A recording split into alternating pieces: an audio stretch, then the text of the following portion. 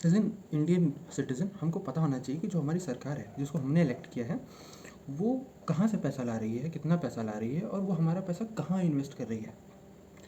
ये बहुत ज़रूरी है।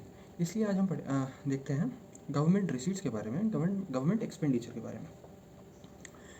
चलिए पहले चलते हैं मार्केट। मार्केट में किसी से पूछते हैं कि यार बताओ कि तुम्हारे हिसाब से गवर्नमेंट कहाँ कहाँ से पैसा ला सकती है। तो वो गिनाएगा पहला कि हम जो टैक्स देते हैं उससे पैसा आ सकता है। दूसरा वो गिनाएगा कि हम फ़ाइन देते हैं, ट्रेन की टिकट्स लेते हैं, इन सब से भी पैसा आ सकता है गवर्नमेंट के पास। ऐसे ही कुछ वो चीज़ें गिनाता है। लेकिन एज ए इकोनॉमिक स्टूडेंट हमको उसकी टर्मिनोलॉजीज़ के बारे में, उसके कैटेगराइजेशन के बारे में प्रॉपर जानकारी होनी चाहिए। रिसीट्स हैं उसको हम बेसिकली दो पार्ट्स में डिवाइड करते हैं कैटेगोरिकली। पहला जो हम डिवाइड करेंगे वो कहेंगे कि रेवेन्यू रिसीट्स, दूसरा कैपिटल रिसीट्स। जब हम रेवेन्यू रिसीट्स की बात करते हैं तो हम कहते हैं ऐसी रिसीट्स जो कोई भी लाइबिलिटी क्रिएट नहीं कर रही हैं और कोई भी एसेट हमारा नहीं जा रहा है। ऐसी जो रिसीट्स होती हैं उसको हम रेवेन्यू रिसीट्स कहते हैं। दूसरी होती हैं कैपिटल रिसीट्स। कैपिटल रिसीट्स वो रिसीट्स होती हैं या तो हमारे ऊपर कोई लाइबिलिटी क्रिएट हो रही होगी या हमारा कोई एसेट जा रहा होगा। जैसे हमको पैसा कमाना है तो हमारा पैसा कहाँ से आ सकता है, या हम कमा सकते हैं। दूसरा हमारा पैसा, हम मेरे पास मान लीजिए कोई प्रॉपर्टी, हमने वो प्रॉपर्टी बेच दी या हमने किसी से लोन ले लिया। ये तीन तरीके हैं। तो जब हमने किसी से लोन लिया तो हमें उसको चुकाना पड़ेगा, तो वो हमारे ऊपर एक लाइबिलिटी क्रिएट करता है। दूसरा कि हमने अपनी प्रॉपर्टी बेच दी, अपना एसेट बेच दिया, तो उससे हमारा एक एसेट कम हो गया। तो जो हमारे एसेट जो लाइबिलिटी क्रिएट करता है ऐसे, या कोई एसेट हमारा कम हो जाए, ऐसी रिसीट्स जो होती हैं वो कैपिटल रिसीट्स कहलाती हैं। रेवेन्यू रिसीट्स की बात करते हैं। रेवेन्यू रिसीट्स की डेफिनेशन हमने बता दी। अब कहते हैं कि ऐसी रिसीट्स जिनमें कोई भी लाइबिलिटी भी नहीं क्रिएट हो सकती, हम किसी से मतलब पैसा मांग भी नहीं सकते और हम अपना कोई एसेट भी नहीं बेच सकते। ऐसा गवर्नमेंट ऐसा क्या करेगी जो उसके पास पैसा है। तो हम उसने पहले बताया था ना कि हम टैक्स भी देते हैं, तो टैक्स एक ऐसा चीज़ हो सकती है जिसके पास गवर्नमेंट के पास पैसा आ सकता है। दूसरा फ़ाइन बताया था। तो ऐसे ही रेवेन्यू रिसीट्स को दो पार्ट में डिवाइड किया गया है, एक टैक्स रिसीट्स और एक नॉन टैक्स रिसीट्स। जो हमारी टैक्स रिसीट्स होती हैं बेसिकली वो दो तरीके से आ सकती हैं, एक डायरेक्ट टैक्स है और एक इनडायरेक्ट टैक्स है। जैसे डायरेक्ट टैक्स वो टैक्स होते हैं जैसे हम कमा रहे हैं और हम ही टैक्स दे रहे हैं, तो ये डायरेक्ट टैक्स हो गया। पॉइंट ऑफ इंसिडेंस और पॉइंट ऑफ इम्पैक्ट दोनों सेम है। दूसरा होता है इनडायरेक्ट टैक्स, मतलब हम कमा रहे हैं, ठीक। मान लीजिए मेरी एक कंपनी है और हम कमा रहे हैं। हम कमाएंगे, हमने जो भी प्रोडक्शन किया उसको हमने बेचा, आगे बेचते गए और आगे जो कंज्यूमर उसको यूज़ करेगा वो उसका टैक्स भर रहा है। तो कमाया हमने लेकिन टैक्स कंज्यूमर ने भरा। ऐसे टैक्सेस को कहते हैं इनडायरेक्ट टैक्स। डायरेक्ट टैक्सेस का एग्जांपल मान लीजिए, जहाँ हम कमा रहे हैं और हम ही टैक्स भर रहे हैं, पर्सनल इनकम टैक्स है ना, और भी बहुत सारे हैं जैसे कॉर्पोरेट टैक्स हो जाता है एट्सेट्रा। दूसरा मान लीजिए और इनडायरेक्ट टैक्सेस का एग्जांपल है जीएसटी। जीएसटी में भले ही जैसे कोई कंपनी प्रोडक्शन करती है, वो जीएसटी नहीं भरती है। भरता कौन है?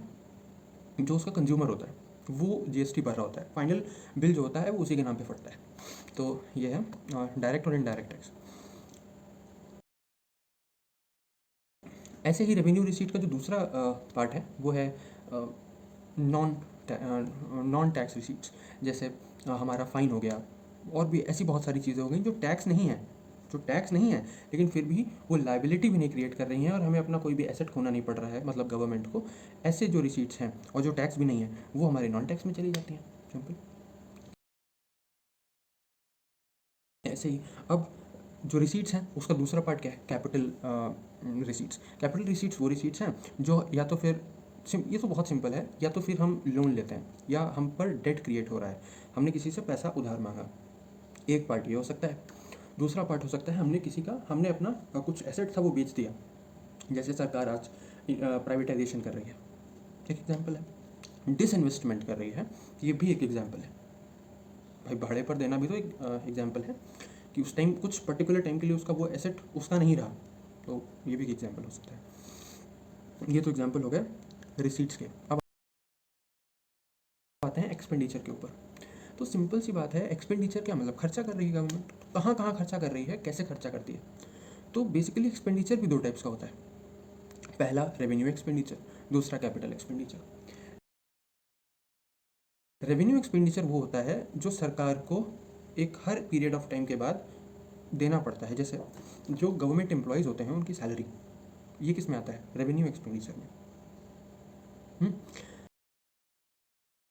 दूसरा होता है कैपिटल एक्सपेंडिचर। कैपिटल एक्सपेंडिचर वो एक्सपेंडिचर होता है जिससे गवर्नमेंट अपने लिए कोई एसेट क्रिएट कर रही होती है। सिंपल, बिल्कुल सिंपल है।